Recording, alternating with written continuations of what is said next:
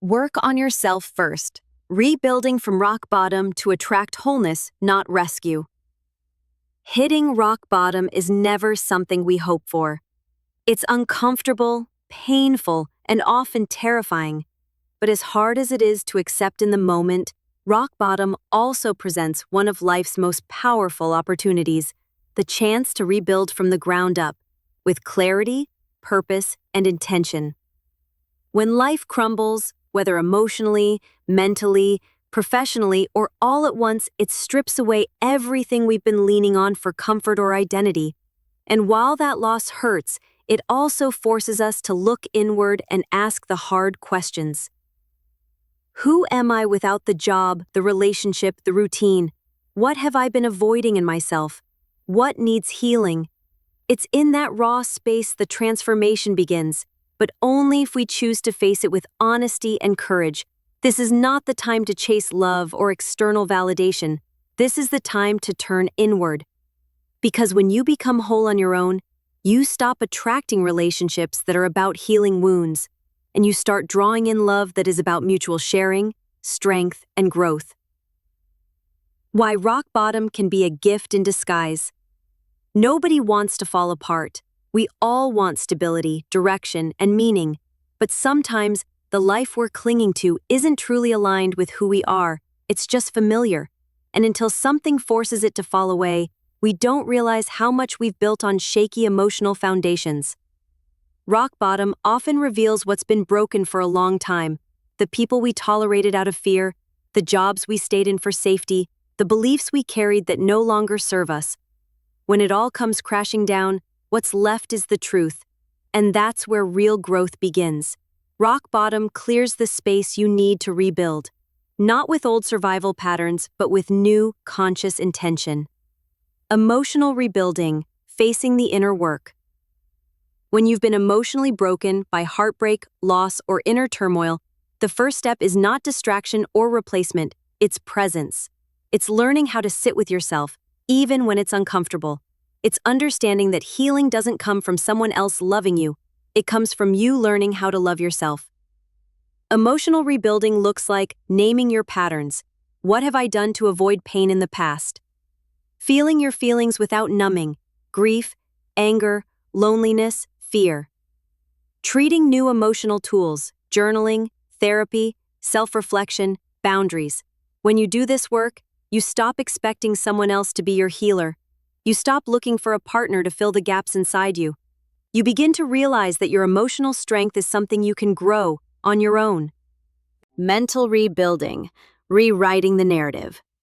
Our thoughts shape our reality, and when we're at our lowest, our inner dialogue can be brutal. I'm not good enough. I'll never get out of this. No one will love me like that again. These thoughts don't just hurt, they become mental cages that keep us stuck. Part of working on yourself means actively choosing to rewrite those stories. It means replacing hopelessness with possibility. It means choosing progress over perfection. Mental rebuilding involves reframing failure as learning, redating temporary emotions from permanent identity, deadliest accessing gratitude for even the smallest wins, enthusiationalizing a future that isn't defined by past pain. When your mindset changes, your energy changes. And people feel that shift even before you say a word. Professional rebuilding, aligning with purpose. Rock bottom doesn't just affect your emotional life. It can take a toll on your career, finances, and motivation. But just as relationships can distract from healing, work can become a form of avoidance too. If I stay busy enough, I won't have to feel. But instead of running from the discomfort, what if you use this time to recalibrate? To ask yourself, am I doing work that fulfills me?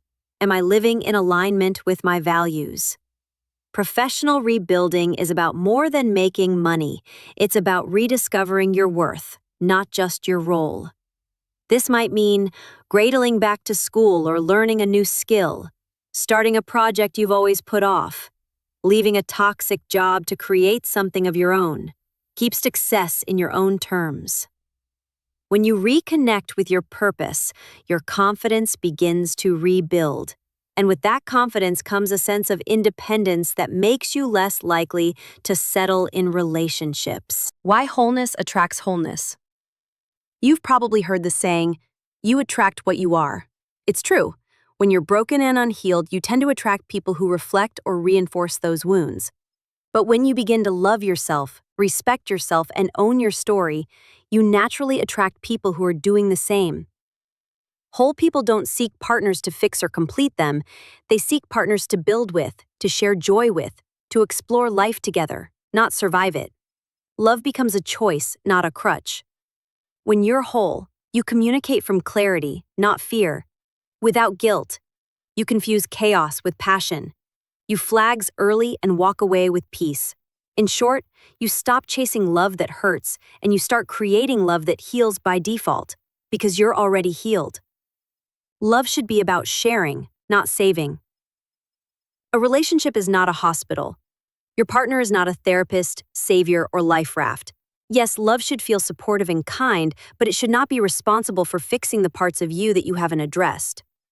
When you do the work to heal emotionally, grow mentally, and build professionally, you bring a full self to the table. And from that place, love becomes something you give, not something you need to survive. You'll no longer fear being alone. You'll no longer lower your standards to avoid loneliness. You'll choose love from abundance, not desperation. Your healing is the most romantic investment you'll ever make. Before you look for someone to share your life with, make sure you've built a life that's worth sharing. Let your rock bottom be your foundation. Use this season to become the version of yourself you've always wanted to be, not for anyone else, but for you. Because when you become whole, you stop attracting people who want to take from you. You attract people who want to build with you.